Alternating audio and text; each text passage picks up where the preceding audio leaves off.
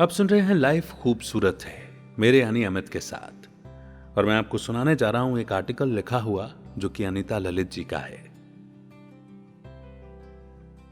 पिता। इस शब्द में ही घने पेड़ की छांव का एहसास होता है।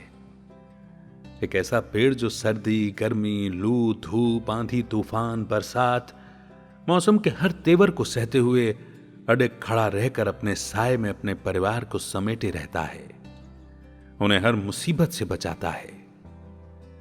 बाहर से दिखने में कठोर मगर भीतर से एकदम कोमल, जैसे विराट पर्वत से बहता हुआ झरना, जैसे ठोस नारियल से निकला मीठा पानी।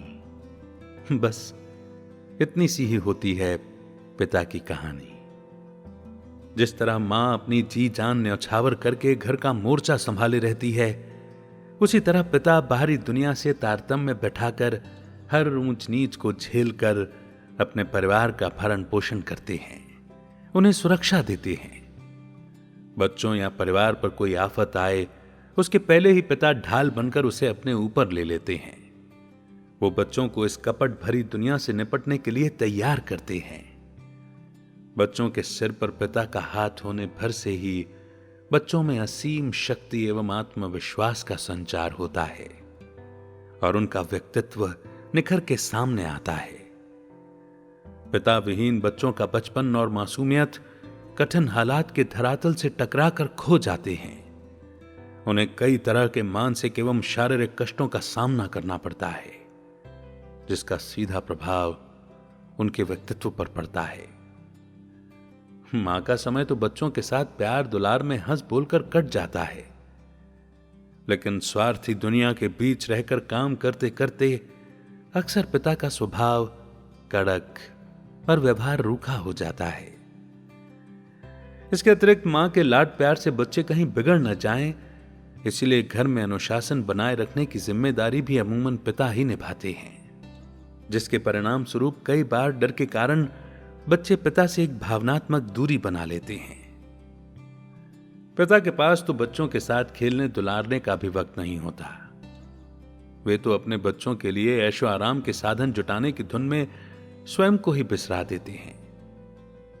बच्चों को अच्छी से अच्छी शिक्षा देना, उनकी इच्छाओं और जरूरतों को पूरा करना, उन्हें उनके पैरों पर खड़ा करना और फिर उन्हें उनकी जिंदगी में सेटल कर देना, इन्हीं सपनों को पूरा करने की जद्दोजहद में पिता अपने जीवन के सभी सुखों को तिलांजलि दे देते हैं। जब तक उनके सपने पूरे होते हैं, तब तक उनके शरीर के पुर्जे घिस चुके होते हैं और बच्चे उस घोंसले से फुर्र हो चुके होते हैं।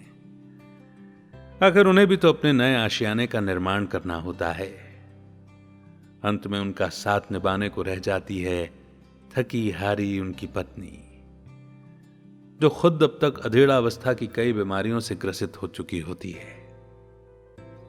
बाहर की दुनिया से अब तक उनके तार कट चुके होते हैं और अब जब उन्हें सहारे की जरूरत होती है तो उनकी धुंधला चुकी आंखों पर वक्त का मोटा चश्मा और हाथ में छड़ी आ चुकी होती है, मगर आसपास कोई नहीं होता। ऊपर से कभी सख्त मिजाज दिखने वाले पिता ढलती उम्र के इस मोड़ पर बहुत बेबस और बेसहारा हो जाते हैं। वो मां की तरह आंसू बहाकर या दिल के जज्बात को शब्दों में पिरोकर जुबान से कुछ नहीं कहते, मगर उनके सीने में भी ममता भरा दिल होता है, जो किसी को दिखाई तो नहीं देता मगर अपने बच्चों के सानिध्य के लिए बेहद तरसता है। जिन कंधों पर उसका बचपन पला, जिन बाहों ने उसे झुलाया, अपने उस जन्मदाता, उस पालनहार का ऋण कोई औलाद पूरा तो कभी नहीं चुका सकती, मगर कम से कम इतना तो कर ही सकती है कि जिंदगी के आखिरी पड़ाव पर उन्हें अकेलेपन और अवसाद से जूझने के लिए कभी न छोड़े।